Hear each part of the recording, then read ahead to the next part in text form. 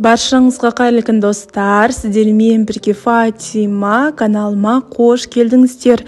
Бүгін біз классический, ванильный, өте дәмді, хош иісті болып шығатын, әрі жасалу жолы өте оңай кексті сіздермен бірге жасайтын боламыз. Осы бір қамырдан бізде 20 штук кекс шығады. Қараңыздар, керемет болып шыққан. Ортасын бөліп көрсетейік. Ортасын бөлгенде де осындай болып шығады. Ал ендеше бірге жасауды бастайық. Ең алдымен бізге керегі 3 жұмыртқа. Жұмыртқамызды ыдысымызға салып, сосын 220 грамм шекерімізді қосамыз. Және де осындай бір пакет ішінде 8 грамм болады. Ванильный сахарымызды қосып, жақсылап тұрып миксерлаймыз. Бұл жерде біздің жұмыртқамыз 200 есеге көтерілуі қажет. Яғни жұмыртқаларыңыз ағарған кезде миксерді тоқтатсаңыздар болады. Мінекей біздің жұмыртқамыз осылай 200 есеге көтеріледі.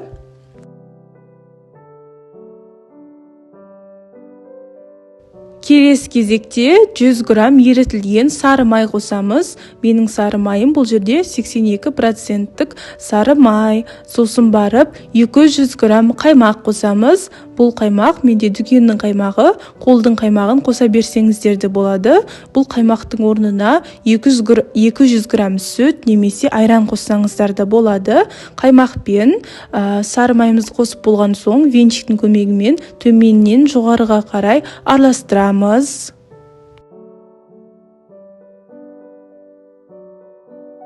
Ендігі кезекте ұнның кезегі. Мен бұл кекстің қамырына барлығы 300 грамм ұн қостым. Ұнның осылай бір жартысын електен өткізіп болған соң, келесіде қопсытқыштың кезегі. Осындай бір пакеттің ішінде 18 грамм қопсытқыш болады. Осы 18 грамм қопсытқыштың бәрін қосамыз да венчиктің көмегімен араластырамыз.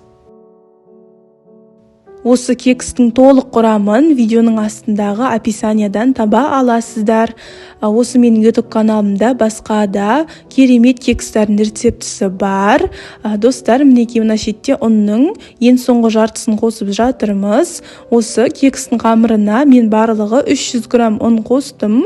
Маған осы 300 грамм ұн жеткілікті болды. Менің қамырым бір келкі болып шықты, қоюлау келген қамыр болып шықты. Сіздер өздеріңіздің қамырларыңызға қараңыздар. Қамырларыңыз сұйық болып жатқан жағдайда тағы да кішкене ұн қосып жіберіңіздер. Мына жерде менің қамырым бір келкі болу үшін осылай ары қарай миксердің көмегімен араластырдым. Миксер жоқ болса, венчиктің көмегімен араластыра берсеңіздер болады. Мінекей біздің қамырымыз дайын болды. Осындай қамырымыз воздушный, орташа қоюлықтағы қоймалжың болып шығуы керек. Достар, дәл осы кезде пештеріңізді 180 градусқа қыздырып қойыңыздар. Келесіде формамызды дайындайық. Менде осындай 10 штук кекс пісіретін форма бар. Осы формаға кекстің қағазын қоямыз үстіне. Сосын қамырларымызды құйып шыға беретін боламыз.